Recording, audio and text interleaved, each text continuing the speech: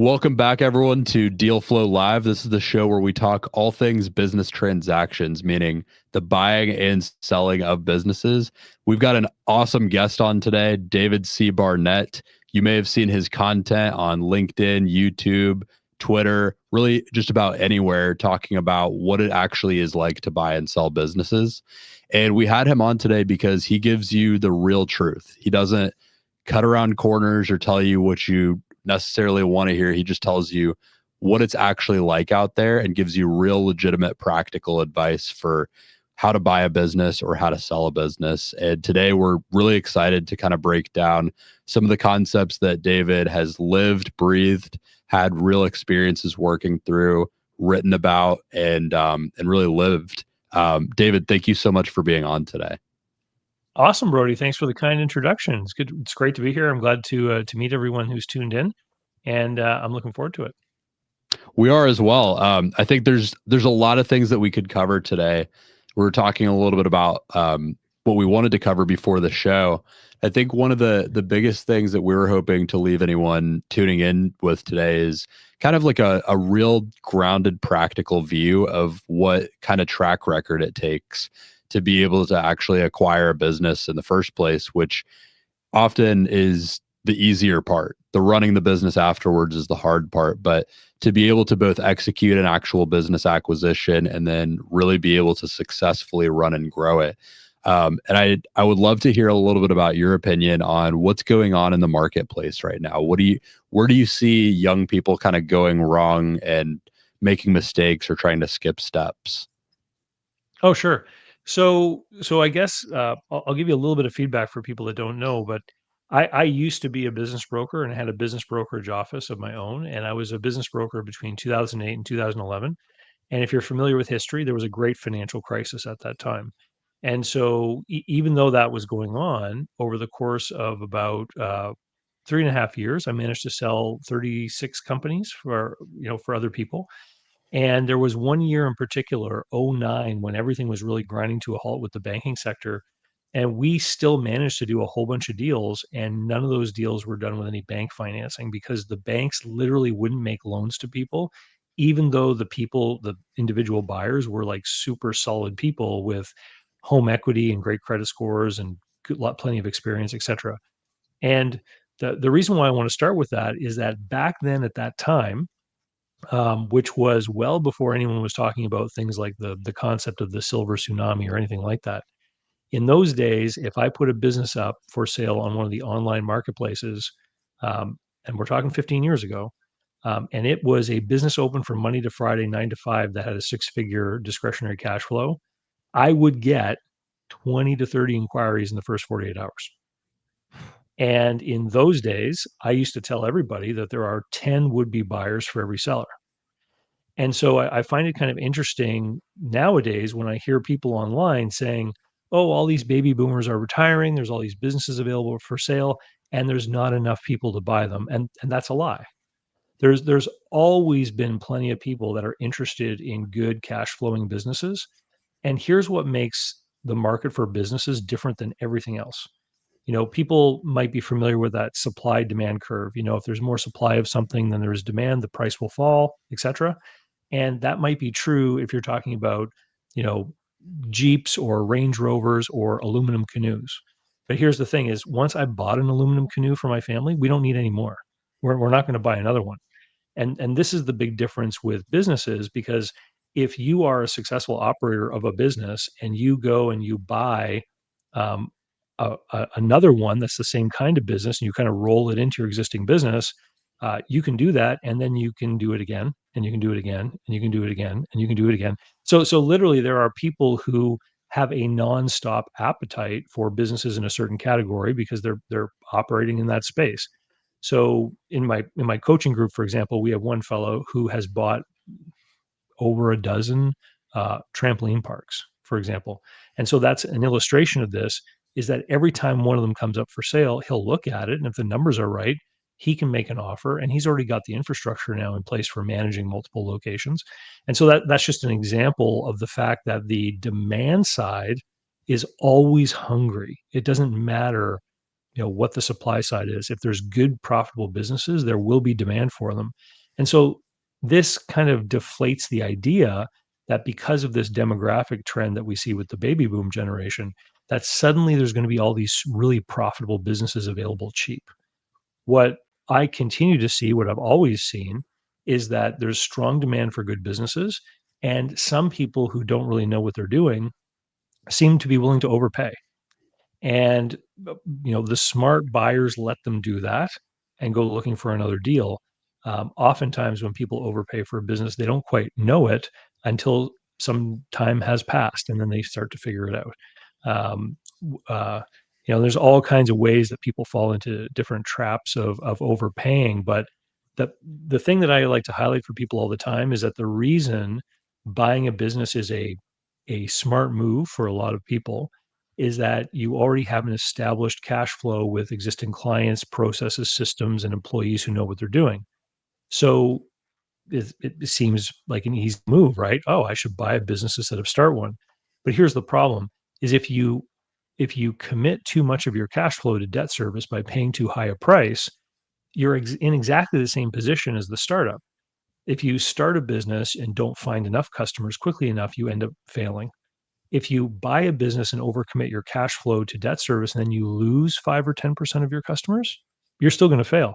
The difference is the startup entrepreneur loses the money they put in.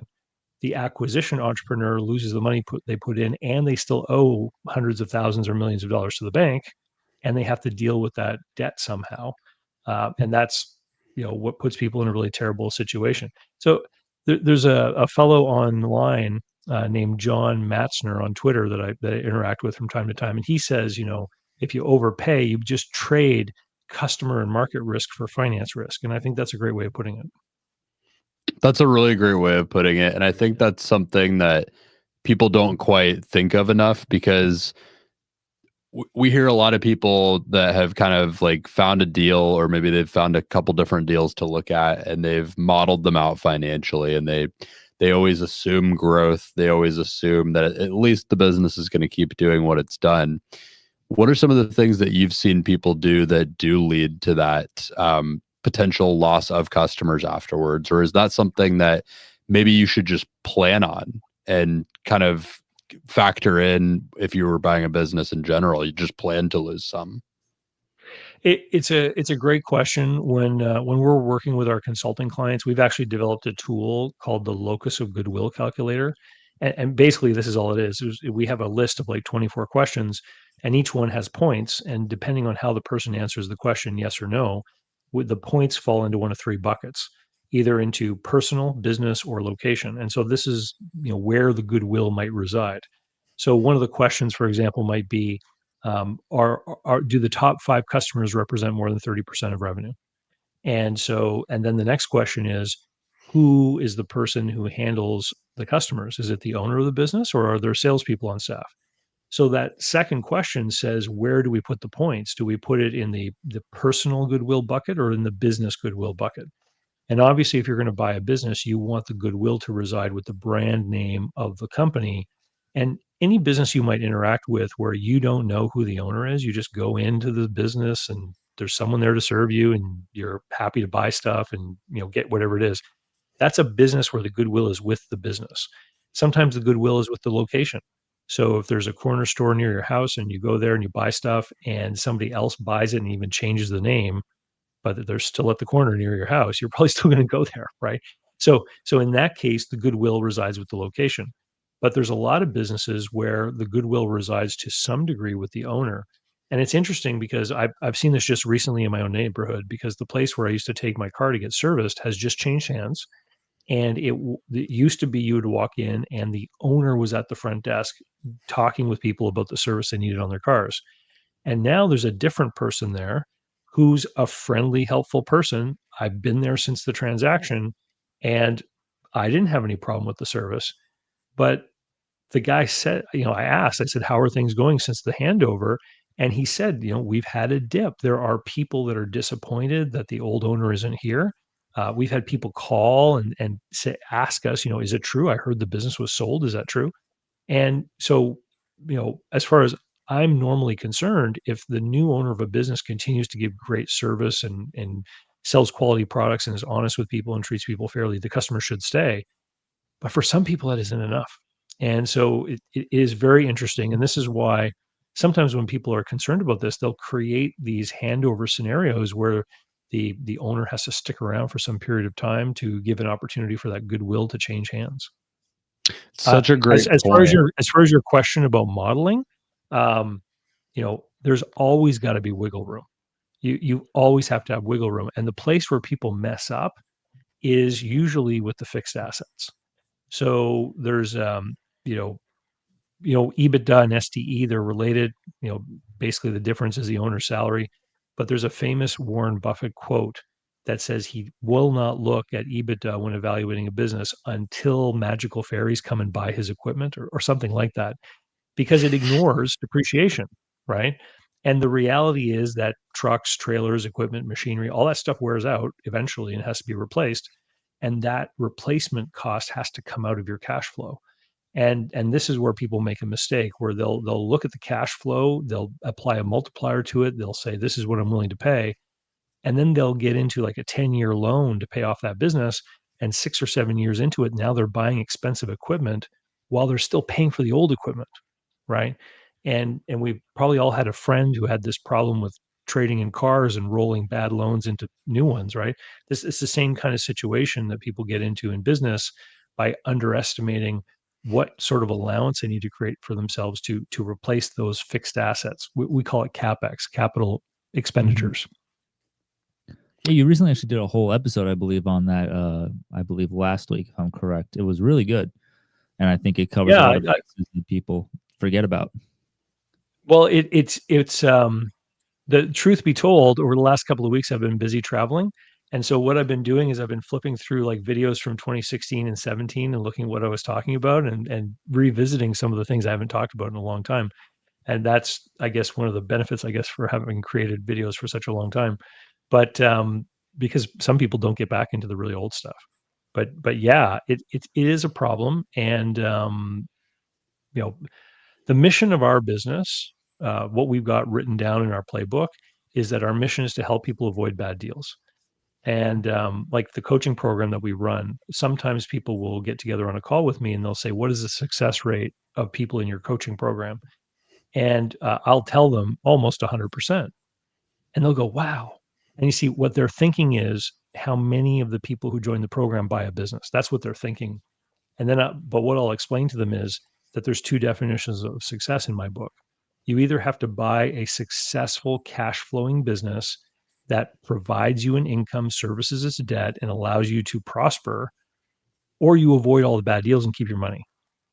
That's also a definition of success in my book, because then you're free to go do something else if you ever change your mind, or you invest the time in working, creating the deal flow to actually find the deal that makes sense. And making a good deal is just so important, especially if you're making your first deal and you're probably going to leave your job to go run the business that you're buying. Um, People who've done it before, there's one guy in the coaching group who has just literally had his first face to face experience with absolute fraud. So he has done several acquisitions, and he most recently did one where he bought a business, and then the accountant he acquired in the deal told him that they needed to make some adjustments in their books with respect to the tax returns. And he said, "Oh, what do we need to do?" And the person literally said, "You'll have to come over to my office. And this is in a different city. I will only talk to you about this face to face." And when he got there, she explained how they were manipulating their inventory level to falsify their cost of goods sold. And he's sitting there thinking, "You're manipulating the profitability of the business for tax reasons, and I bought the business based on those manipulations." And Wow. so here's the kicker though. Here's the kicker though. There was a very large seller note subject to offset. So he was able to get some degree of reparation after the fact. The other thing is this is the fifth business in this one sector that he has bought, and the first four make money. So he will survive just fine. But if this was your first deal, man, you'd be toast. And that's why it's so important to make sure your first deal especially is just right. It's got to be that Goldilocks deal. So I want to hone in on that a little bit. The first thing I would love to hear is, we talked a little bit before the show about how you've got this fantastic book out, the 21 stupidest things that people do before buy, or when they're trying to buy a business. So I would love to hear particularly about like what one of or two of the stupidest ones are. And I also would love to hear a little bit more about this idea of this Goldilocks deal and how you think what you think some of the best strategies are to create that. Because I think what I've seen, what I've experienced myself, what Ryan has experienced, what he's seen, I think we've seen people get so excited about trying to acquire a business that they tend to try to rush into it. Maybe you've seen that too. But I would love to hear a little bit about like maybe how someone could approach that better if they're trying to do their first deal. Sure. So what you're describing is what a guy named Ted Leverett calls buyer fever, which is like a manic sort of episode that you get so excited that you just really want to do this thing. And I teach people to ground themselves through a strategy. It's from an old negotiation book called Writing Out Your BATNA, and BATNA stands for Best Alternative to a Negotiated Agreement. So if you really have a clear understanding of what your other opportunity in life is, even if it's going and getting a job somewhere, you can really ground yourself against it, because every time you make an offer or you make a counter proposal to a counter offer you've received, you can always ask yourself, is this going to put me in a position that's better or worse than my BATNA, right? So it's this objective thing, because once you get into the world of feelings, um, I once talked with a guy who had a career as an auctioneer, and he said, if you want to sell something you own, you put it on Facebook Marketplace, and you only need to find one buyer. If you want to bring it to the auction, I have to have two people who want it, and if you really want to sell it for a lot of money, I have to have two excited people who want to buy it, right? And this is why the auctioneers talk with that fast talking kind of chant they call. I think they call it a chant, but it's to get the crowd excited, because they want people to be in their feelings, not in their conscious logical thoughts. And so so BATNA is a way to anchor yourself from getting excited. And the way that you avoid getting overly excited about a deal is by having options. See, a buyer's only leverage in negotiating to buy a business is the willingness to walk away. That's the only leverage that you have. And the reason people get so excited about one deal is because it's the only deal that kind of looks like something they may want. And they may have spent months and months trying to look at listings on websites, and they're firing off emails to brokers, and they're having conversations, and they just can't seem to get anywhere. They get one thing in front of them that kind of looks okay. And so then they chase it hard. And they feel like they need to get it because they think that finding that great business is a scarce thing. And this is a result of not working on your deal flow. So one of the things that I recommend is that people actually invest the time and effort to create a deal flow. And I'll tell you exactly how you do that. The very first thing is by not being what they call industry agnostic. Industry agnostic just means you haven't taken the time to make a decision about what kind of business you want to buy or you want to pursue. So choosing an industry can also be choosing a business model. What do I mean by that? Well, I think, for example, that a fence building company and a roofing company are exactly the same kind of business, right? You're selling to homeowners, you're doing projects, you have to arrange for workers to show up at somebody's house, you have to make the materials arrive on time. Like, all the things between running those two businesses are pretty much the same. It's just different sort of work that they do. And then if you want to go by extension, bathroom renovation, flooring, like these, again, they're all the same sort of thing. So you can choose a business model that kind of has multiple labels or types of business within it. Once you've chosen it, then you can learn about that industry. You can go onto Amazon and find 101 books about how to run a certain kind of company or how to start or grow a certain kind of company. You can start to consume the online content for that industry. If you wanted to buy an auto repair business, there's all kinds of garage guys on YouTube, right, talking about how to run a garage, how to make it better, etc. So you can start to indoctrinate yourself. You can start to learn about this industry, what their terminology is, how they talk about things. You can sign yourself up and go to a trade show and a conference, and you can learn about what other people are doing. And once you've, sort of put yourself into that category, then you can start to build a network. So you can start to do letter writing, you can do outreach, you can talk to the guy, the parts sales guy, the local Napa guy who knows like all the, auto repair guys. And you can say to him, do you know anyone who might be retiring soon? Like, I'd love an introduction. I'm looking to buy a business.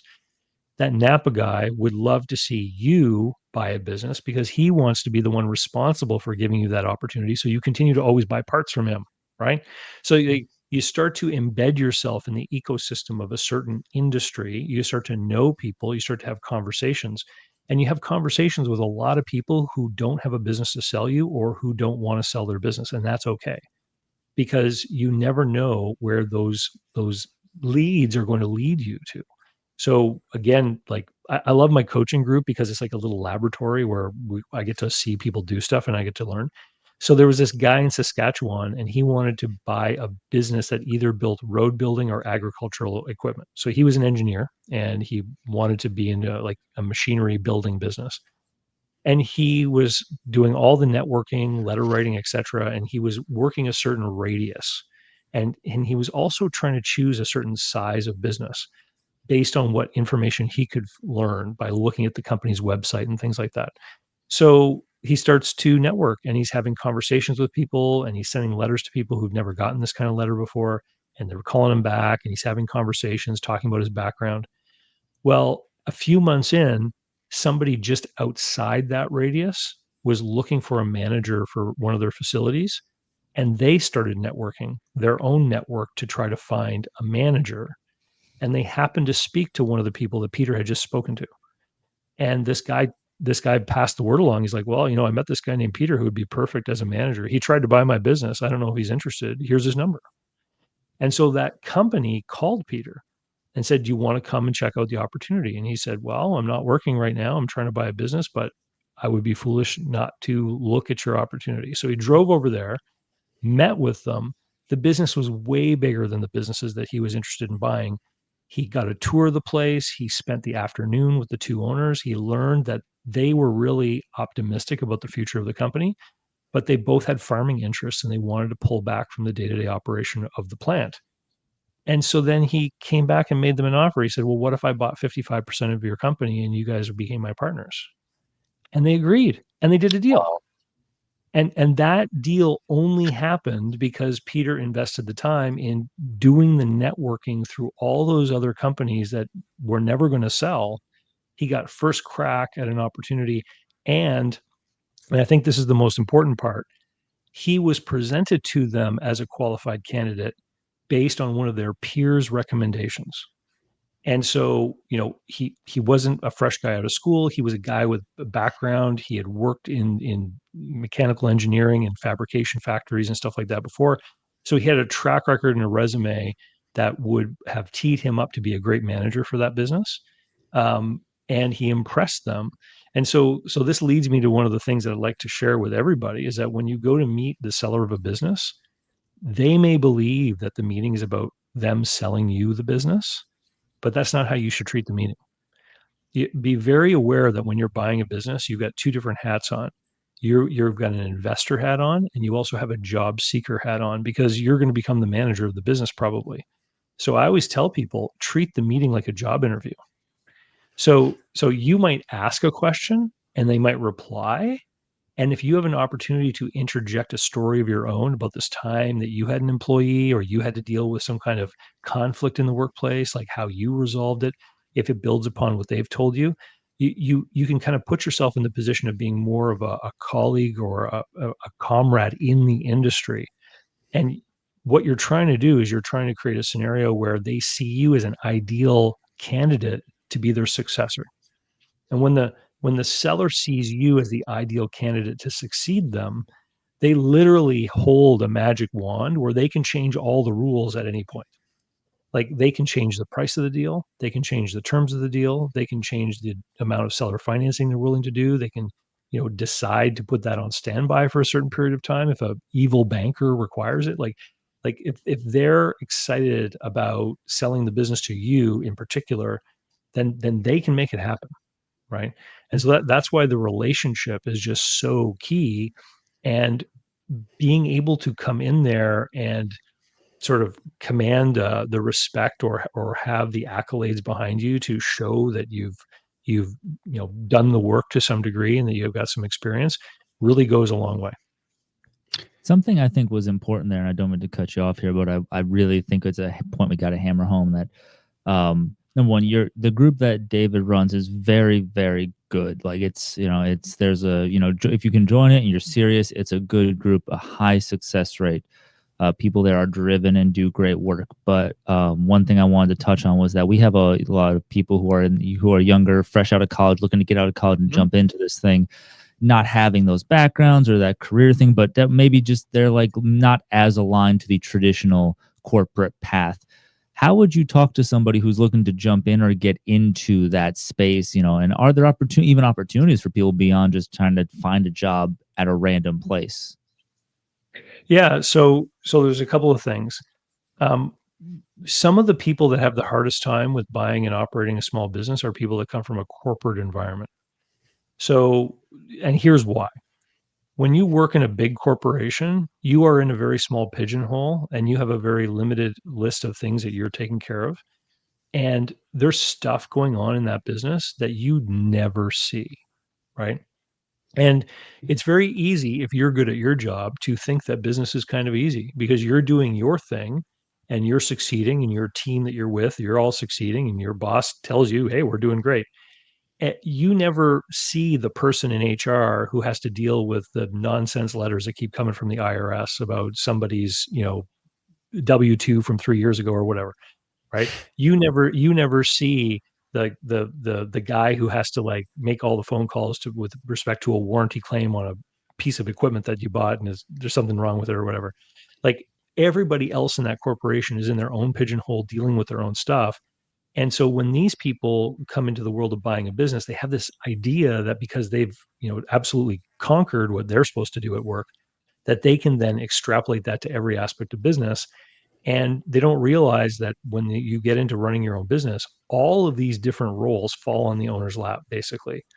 And, when do you deal with those IRS letters about someone's W-2 from 3 years ago? It's usually at 7:00 at night, when you're exhausted and you've returned the last phone call, and then you have to turn to the pile of mail, and you realize, if I don't deal with this and they have to send me another letter, it's going to explode into a bunch of trouble, and you have to do it, right?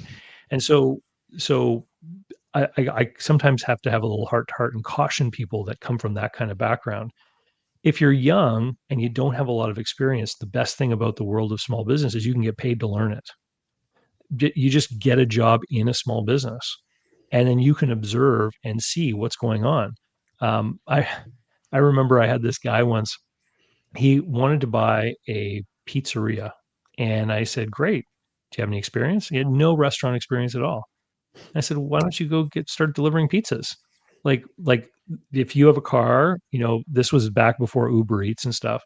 I'm like, I'm sure you can find a pizzeria that needs a delivery guy for Friday or Saturday night, and you can start earning tips, and you will be around the pizzeria. You're going to see what goes on there. You're going to see what happens in the kitchen. You're going to see how the customers are acting at 2 a.m. after they've been at the bar all night. You're going to see what happens when people throw a fit because, the olives are black instead of green or whatever. And really get a feel for what happens in this business and decide if you really want to be in that business. Because once you've plunked the money down, you've done the deal, like, you are investing in one of the reason why publicly traded stocks trade for like 15 times earnings and small businesses trade for like 2.5 times is because they are literally the riskiest asset class of asset there is in the world. And one of the things that makes them risky is their illiquidity. Have you ever heard of a guy named John Exter? He was a Federal Reserve banker back in the 1950s, and he's famous for something called Exter's inverse pyramid of liquidity.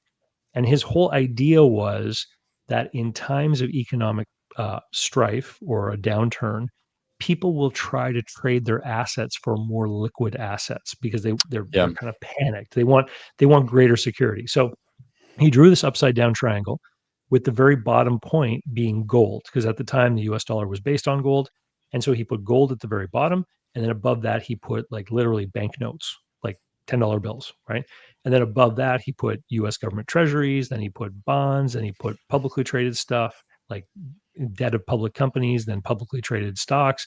And he went all the way up the list. He got to gemstones and all this kind of stuff. At the very top of the pyramid, he put privately controlled small businesses. Because once you own it, if you decide you don't like it, the very next person that comes to you to buy it is going to say, I want a 2-year, 2 years of financial statements under your ownership. I want to know what you've done with it. I want to see if sales have gone up or down. So it's like, as soon as you flick the switch and you become the owner, you now are locked in for at least 2 years. And if in those 2 years you have any kind of decline, now you've got a negative track record. And now half the buyers are going to be worried that there's something really wrong with the business and you're trying to pass a hot potato on to somebody else, right? The the the ultimate value in a small business is not in buying and selling them. It's in buying them and keeping them profitable and keeping them as long as you can, because the valuation is so low, right? So you want to buy the business, make sure that you know how to run it, make sure that if there's any kind of problems, you know how to address them, and then keep that cash cow, milk, like you want to milk that thing for as long as you can. And this is one of the issues with the exits. This is why the sellers of profitable small businesses tend to be a few years older than the people who retire from work, right? Because they've got this thing that is incredibly valuable. They want to keep it as long as they can, and then reluctantly, when they don't feel they can run it anymore, that's when they put it up for sale. You dropped a lot of gems there, and I think the common trend that I'm hearing again is just don't rush into this. I think this is a perfect time to talk about. Well, there's two things I want to talk about. I want to eventually get to this like number one stupidest thing, but first, because I think that'll be a really good one to cover.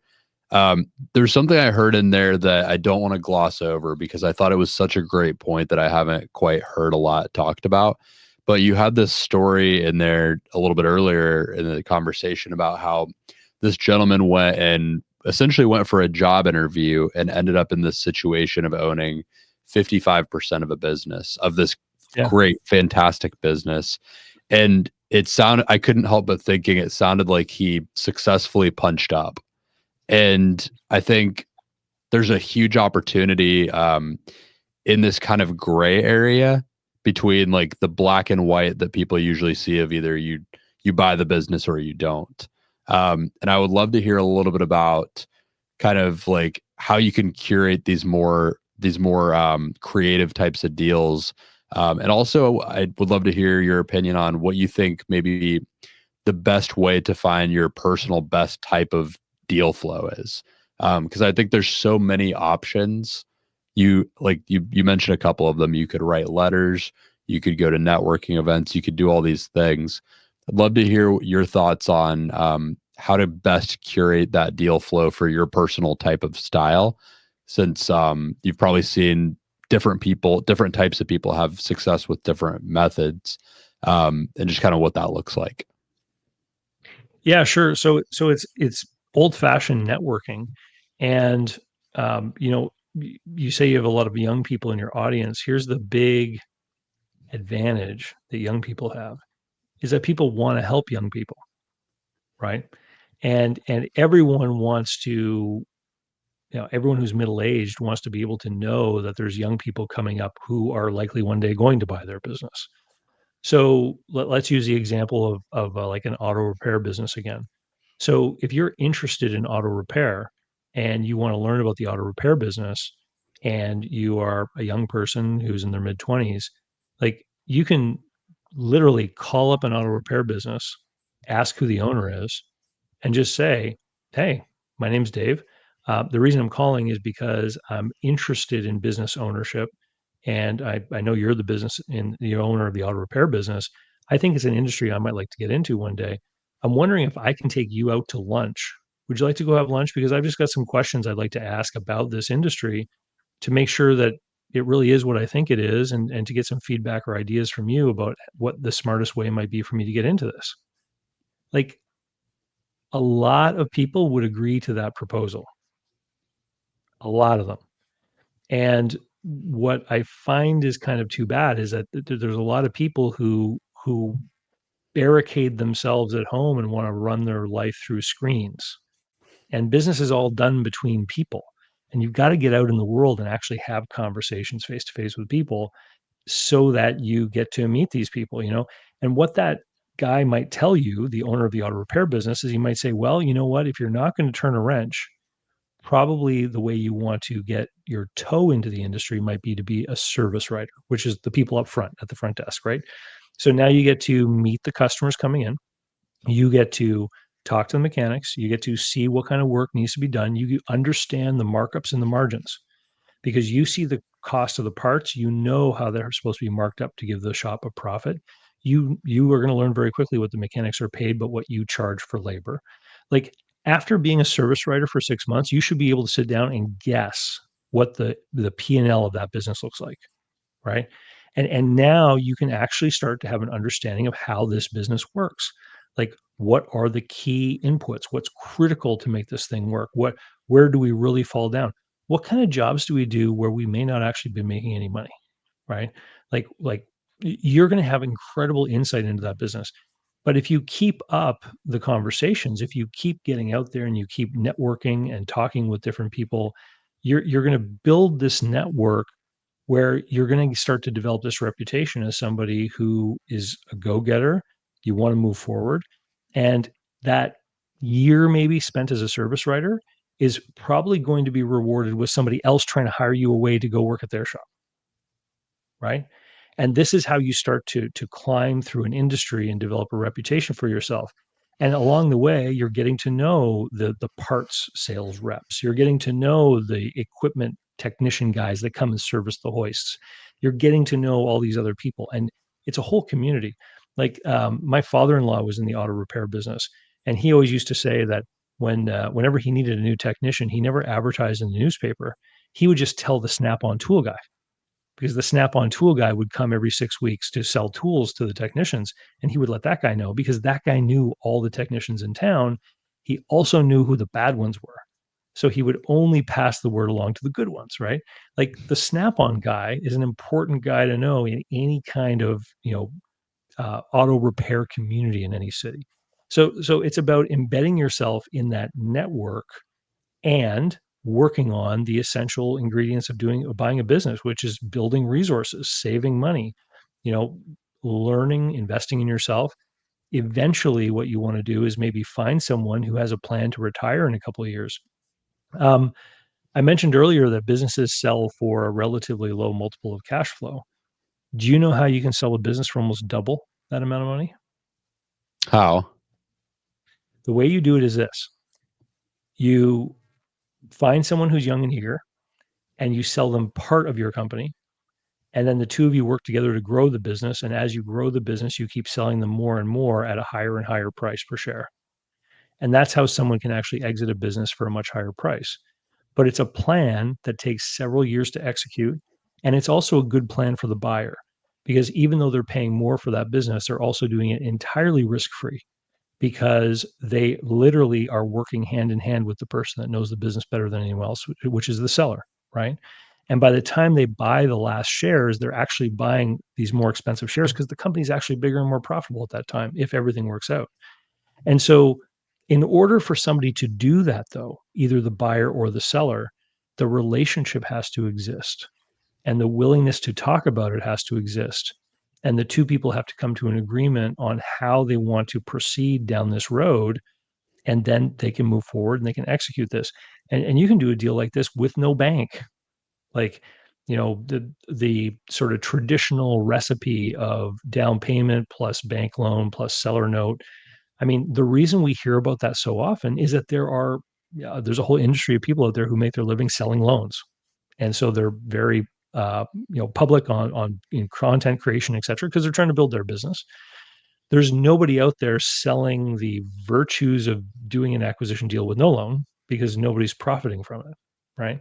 But there's 101 ways to do a deal, and it's interesting. Like a lot of people just talk about SBA financing. if you talk to some small business attorneys who are, doing deals in their practice between buyers and sellers all the time, what always strikes me is they'll say just how infrequently they have to deal with SBA paperwork. Like the majority of deals that get done to buy a business are not SBA financed. It's just two people come together, they want to do a deal. Maybe there's some equipment in the business that can support some financing. Maybe they get a loan from a traditional community bank.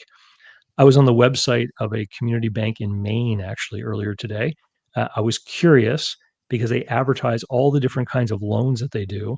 And I looked them up. There's a website you can look people up where it will tell you what the rankings are for SBA deals. This bank has 12 branches, and in 2024, they did 6 SBA loans. Wow. Which means they did hundreds and hundreds and hundreds of non-SBA loans, right? And So what types of loans are those typically? These like non-SBA loans? Is that something that maybe someone looking into buying a business that doesn't have the means to do it outright with cash, or maybe needs to combine it partially with a little bit of cash and something else? Is that something someone in that position should be looking towards? Well, what they are is conventional financing. So it's a bank looking at the value of an asset as collateral, willing to lend a certain percentage of the asset's value. So let me give you an example of a real no money down deal. Okay. Because we all like to chuckle a little bit when we hear people talking about no money down, but I'm going to give you a real one. So this is not a client of mine. This is from an advertisement from BDC, which is a big bank in Canada. So they actually had this advertisement that had this whole story. And basically it went like this. Guy starts working for a trucking company. After a couple of years, becomes the manager of the trucking company. The owner wants to retire. He starts to pull back more and more. He's not in the office anymore. The guy is now, the manager employee is now running it. One day, the seller and the manager have a conversation. They say, hey, I'd like to see you take over this business.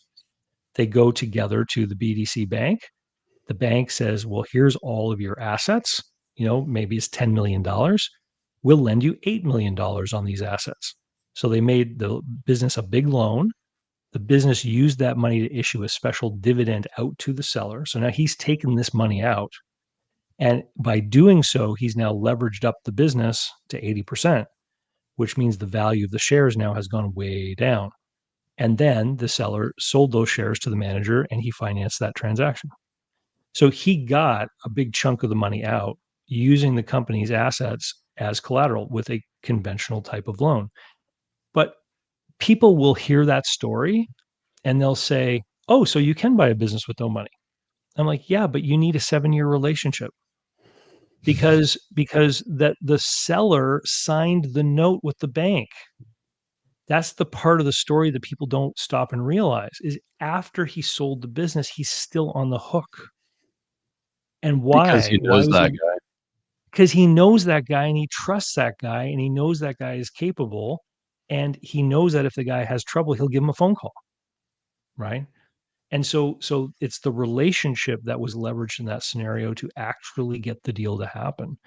And that's the most critical thing in any of these deals is to arrive at a point where you can trust each other. And that's really the central nugget. Like I've never seen a deal. I guess there's only one exception to what I'm going to say now. It's rare to see a deal actually close if something happens to cause one of the parties to not trust the other. I guess the only exception would be if the buyer is an industry buyer with a lot of experience in that particular industry and they don't think they need the seller after closing day. Like that kind of buyer might still do a deal if they distrust the seller. But in almost every case that I've seen, if the trust is shattered between the two parties, the deal won't happen because the buyer needs the seller. And if there's any degree of seller financing, the seller needs the buyer to be successful. And that's what you want. You want a series of conditions that is creating this dependency upon each other so that they'll want to work together and make it happen. Mutually assured destruction, as they say. Yeah, or like let's all work together to get successful. Like put the positive spin on it, Brody. That's a much better way of putting it. I can't believe that's what your mind went to. But all right, let's pick this one up, bud. I gotta control myself before I get Doom and gloom, too but cold and clinical here. No, that's fantastic stuff. I think one of the biggest nuggets I got out of there is I think it sounds like most of what you're saying kind of gets back to like the more you can become a master of a particular industry, really develop that subject matter expertise and these relationships. It sounds like one of the biggest arbitrages in this whole thing is just having genuine long relationships and trust. And that's the one thing, like the hard part of that for anyone who's listening. And I want to make a point out of how hard this is there's no shortcut to it. You have to take the time and actually develop it. The common denominator of everything that David's saying here is that they skip the part in these stories and in these headlines where someone went and developed 7 or 8 years of industry expertise, or 7 or 8, 10 years of relationship with this person that they worked for that long, where they had just an incredibly high degree of confidence that the business wasn't going to fail afterwards. So if you think you can skip every step and just jump straight to buying a business that answers all your problems, it's just probably not going to happen. I think the biggest thing there is like the focus to develop that industry expertise is what I think a lot of our viewers, these young people that we talk to, ourselves included many times, I think struggle with. What would be maybe some of your best advice for figuring out what that expertise or what that industry focus should be, and for developing that focus and honing in a little bit? Well, if your goal is to buy a small business, I would start by trying to work up a list of industries that have a large number of independent, diversified ownership in that category. So we mentioned auto repair. That's a great example because a ton of auto places are like independent shops, right? But there's all kinds of industries like this. Home renovation are like that. Paintless dent repair, is like that with cars. Like, rust proofing application. Like, there's all kinds of businesses that are kind of like this with a lot of independent operators. Um, the the the other, here's what I don't necessarily want to discount. Like, you can create bridges to trust with people by gathering sort of, I don't know what you would call them, like sort of markers that indicate your character or your experience. So let me give you an example. Like, if you join a business and there's some kind of like award, like let's say it's a franchise location or something, and you are part of the team that wins an award for like the most improved location or the highest sales or something like this. These kinds of things are what you want to be putting into the information that you lead in when you're meeting someone who has a business. Like, you want to be showing them that you're not a joker. And especially if you're young, because there's all this kind of stuff where people want to paint all the young people with the same kind of brush, like, oh, they're just staring at their phones, they're not engaged, like all this kind of stuff. Um, you want to show that you're not like that.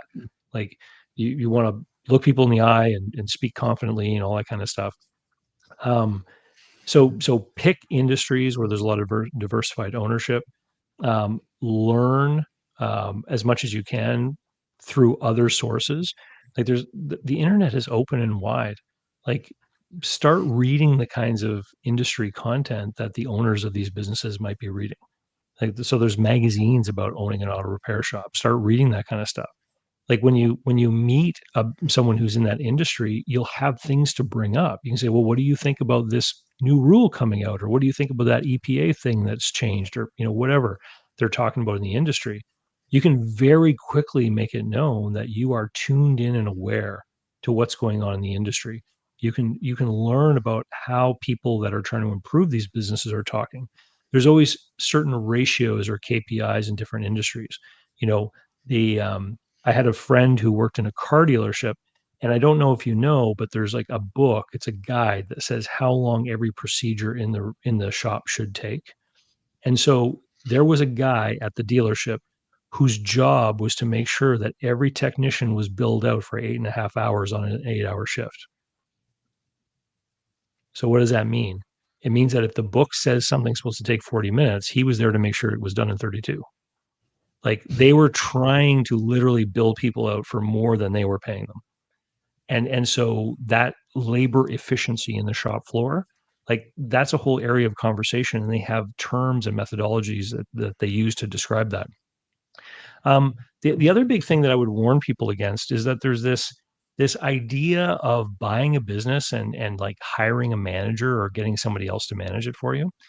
And one of the things I like to point out is that small business owners struggle to compete in the marketplace for really great labor. So Coca-Cola can pay enough money for a really fantastic manager to manage one of their bottling plants who is really going to care and is going to work 70 hours a week because they want to climb the corporate ladder at Coca-Cola, right? And that person is likely never going to work for a small business. And so what I do is I like to point at businesses like a gas station. Think of a gas station chain you can think of like Exxon, right? Every Exxon station has a manager. But Exxon doesn't let that person run the business for a year and then mail in the financial statements to headquarters, right?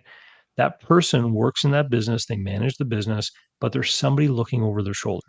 So there's somebody who's looking at how many gallons of gas they sold and how much, potato chips and chocolate bars they sold. And that person, let's call them the regional manager. So that regional manager is maybe overlooking 20 locations. And when they see something is up, they'll dive in there and they'll go talk to the people and they'll try to figure out what the problem is. Oh, there's construction on the street. That's why sales are down. Okay, we can understand that. Or we're not sure. So do we have someone stealing from us? Like that person is there to keep an eye on things. And if you're going to buy a business and have somebody else manage it, that's the skill set you need. You actually have to know and understand the business well enough that you can keep an eye on some kind of dashboard of KPI numbers and spot immediately when something starts to go askew. And I see this all the time when businesses are actually advertised as absentee owned. And some of these are traps. Now, I'll give you an example of that I dealt with a couple of years ago. This guy ran a transmission shop for 30 years, and then he went to Florida. And from his kitchen table in Florida, he still ran payroll. He logged into his POS system. He could see what was going on in the shop through his video cameras, and he would call the manager every day. And he was basically running his transmission shop from Florida. And then he decided to sell it. Of course, it was advertised as absentee owned, right? And the broker told everyone, well, the owner's in Florida. He's not even here, right? But if you bought that shop and tried to run it the way he did, you would fail, because the reason he could do it is because he had 30 years of experience in this business. He knew everything about it, and that's how he could pull it off. It's not that anybody could do that. And so that's sort of the warning I like to give about this whole idea of putting a manager in place.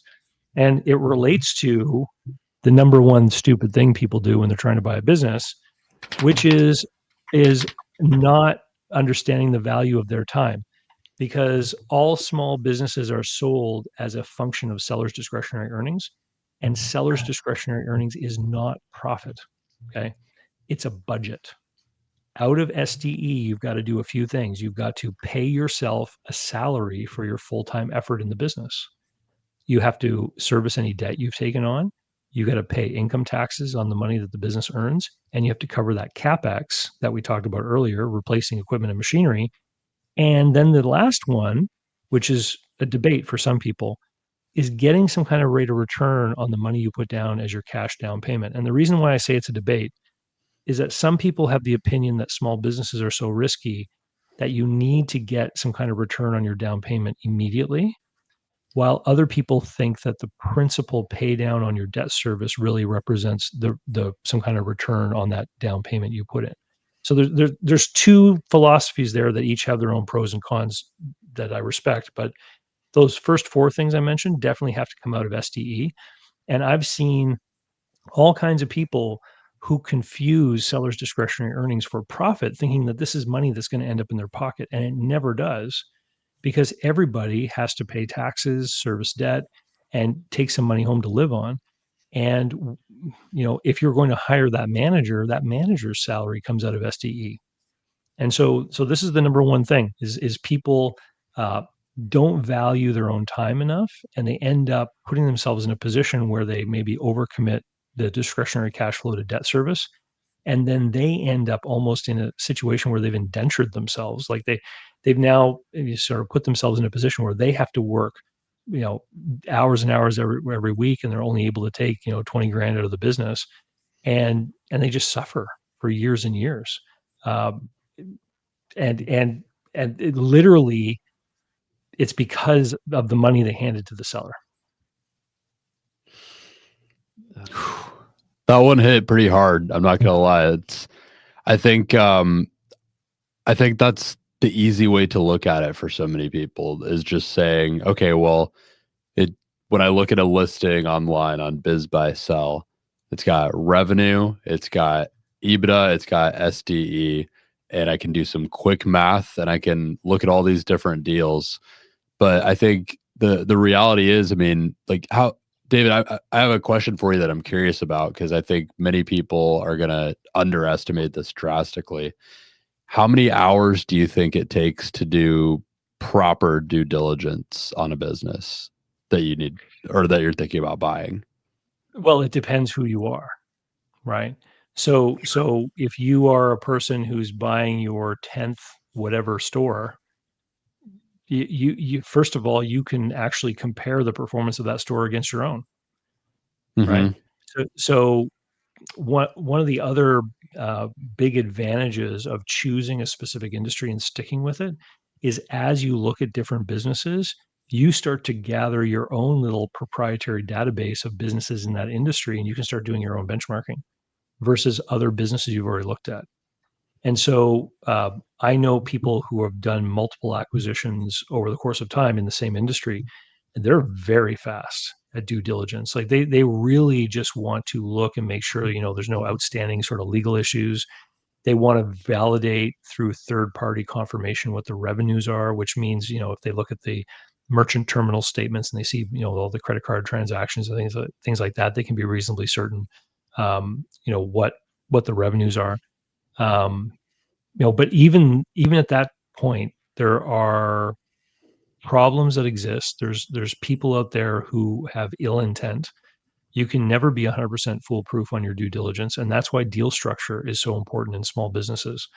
I actually had a conversation, bit of a back and forth with an attorney about this, because the attorney was of the opinion that the buyer should do their due diligence and be confident and say yes or no, like I know everything. And the problem with that is that in order to be that certain in a small business transaction, you might spend $20,000 or $30,000 with service providers on due diligence between your CPA, your attorney, other technicians, et cetera. And if you're buying a $400,000 business, does it make sense to spend $30,000 on due diligence? Like it's a tough pill to swallow, right? So I'm of the camp that if you have a material amount of seller financing, which is subject to offset in the case of a material misrepresentation. What I mean by material, I mean like 35% seller financing. Then you can afford to not be as complete in your due diligence, because if something is wrong, you can then offset that against the money you owe. And if you owe them 100 grand, like that's a lot of room to offset problems. And that is traditionally sort of the way that these deals are structured. It's funny, when I was in Portland a couple of weeks ago, I actually got into a conversation with someone about laundromats, and one person got really excited about laundromats after watching some online content, and they went and bought one, and it turned out it was a lot more work than they thought, and they decided they wanted to sell it, but they knew that they were going to have a hard time selling it. And so literally, this is what the person told me, that not them, but the person they knew was visiting their own laundromat every night to put $40 to $50 worth of money in the machines. And so that's literally them trying to falsify the results of their own business by feeding their own cash into the payment terminal swipe box thing. And that kind of thing can happen, right? So how do you protect yourself against that? The only way I can think of is by having a seller note subject to offset. Like if I bought that laundromat and suddenly there was a 20% drop in sales immediately after I bought it, then I would be really suspicious of what was going on, right? And it, you know, this is the reason why it's risky. It was That's really the funny. Oh, I'm sorry. Just the laundromat story just like triggered something in me because literally I was home in New Jersey, and my buddy he owns a retro game store. He has a software company that he also does that is specific for the industry. So he does well for himself. He was going to buy a laundromat that was down the street from him. The guy ended up just saying having his son take it over because it was just whatever it was. But he was telling him because he said if you want to buy one, let me know. He said, yeah, look, you always want to look at the utility bills and all of them. He goes, only trust electricity. He's like, those guys will run the water. They'll run the dryers with the gas. He goes, and they'll try to tell you, look how much business. He goes, you check the electricity. He goes, you can't fake that. And I'm like, wow, maybe it's just because we're in Jersey, but it's good to know that people outside of Jersey are doing this to laundromats. I helped a guy look at a pizzeria, and so this guy was in the pizza business for like 10 years in Montreal, and then he sold his pizzeria because his wife was a college professor, and they moved here, and he was looking for a pizzeria, and I showed him one, and I had a whole beautiful sim put together about this pizza business, and he looked at the cover, and he looked at me, and he said, all I want to know is what the rent is and how many kilos of cheese they buy every week. And from those two numbers, he could extrapolate the entire business. And it made sense if you know how much cheese goes on a pizza, right? And that's the difference between someone who really knows an industry versus someone who doesn't, right? Like someone who doesn't has to go on this incredible learning curve with every sim that they look at. And this is the other big reason why I say to people, choose an industry. Like, if you look at a home building company, home building companies will have in their cost of goods sold the materials that go into the house and the direct labor on site, the people that are swinging hammers and stuff. But the office staff should be part of the overhead. And then if you go look at a Kentucky Fried Chicken, all of their labor is going to be in the overhead because it doesn't matter how many, snack packs you sell, the same people have to be on site all the time. And that just illustrates how in different businesses there are different conventions in how the bookkeeping is done and how it's presented. And if you have to learn this from scratch with every business you look at, you're just always behind and you're investing a ton of time to catch up. And then, if you meet me, one of the things I will say is, oh, you don't know anything about this industry? Why are you the lucky person that gets to buy this business? There are plenty of other people in this industry all around. Why are none of them buying it? Why is it you? And that's usually a question people don't like because then they worry that they missed something important. What do you think about? I think that begs the question. One thing I've noticed and I've heard people say before is that if a business is listed online, like on one of these like broker sites, and especially if it's been around for a while, that could mean that it's been passed up a bunch of times. Do you think that, like, just from your personal experience, do you think that a lot of the best deals are done offline, or do you think that people should be looking to those sites? Uh, you know, Anecdotally, we know that about 80% of businesses change hands without going through any kind of intermediary. But that also includes family succession and, Yeah. stuff like that. It's very rare that you're ever going to find a Ford dealer advertising their business for sale on one of these websites because if a Ford dealer wanted to sell, they would just call one of the other Ford dealers, right? They already know all the logical buyers. And it's like that in a lot of industries. And so it really depends upon the education and awareness of the business owner themselves.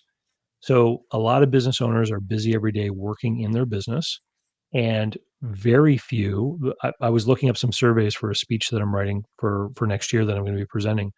Something like 16% of businesses have actually sat down and put anything down as far as a succession plan. Like the vast majority of businesses have no succession plan, or to put it another way, their plan is to live forever, right? They just they don't know what they're doing. And so those people, when they're suddenly told by their doctor, get your affairs in order, you have 3 months, that person doesn't know what to do. So they might call a broker, they might advertise it themselves, they might ask around to their friends to see if there's someone who might want to buy their business. But that person, if they got a letter from you 3 months earlier, is probably going to call you. right? And so this is part of the networking, is you're laying the groundwork for things to happen in people's lives and for them to already know you. The problem in the marketplace that these websites and the business brokers fix is the visibility problem.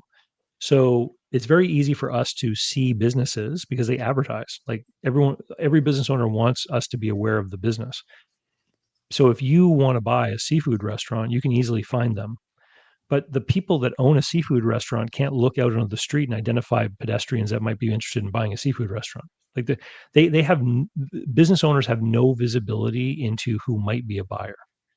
And so when people do things to make themselves visible, and then the reason I'm using seafood restaurant is because I had a buddy who bought one, and then within 2 months, two other seafood restaurant owners called him up to see if he'd be interested in theirs because they heard that he bought that one, right? So suddenly he became identifiable, and it solves this visibility problem.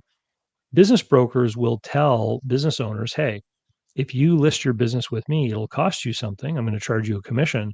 But the value I bring is I'm going to be able to show this to a bunch of buyers I already know, and I'm going to be able to advertise it. And I'm going to be able to bring a crowd of buyers in to come and buy your business. And we should be able to sell it for a higher price, which will more than compensate for the commission that I charge. That's the basic value proposition pitch that business brokers make to business owners.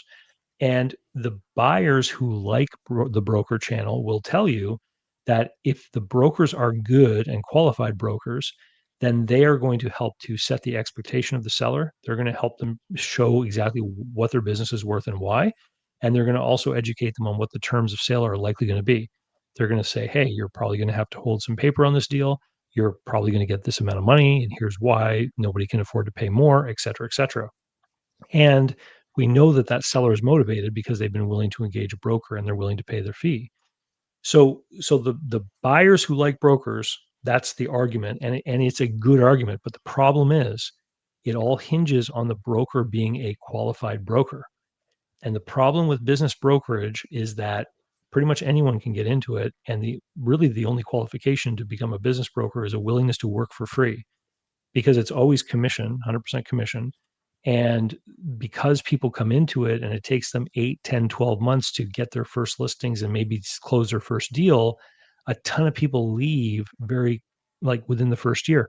Very few people get the ability to really build that competency and become really good at it. The business owners, for whatever reason, don't necessarily do a lot of good shopping. Like they don't really test to make sure the broker they're talking with is the right qualified one. And I think it's even hard to do that. If you have a really skilled salesperson who had a career in sales, they could probably get a business broker card and be very convincing in front of a business owner. And so when people don't have their expectations properly set, when the business broker themselves is the reason why they've got these outlandish expectations of what their business should be selling for, then it actually creates a barrier to trade.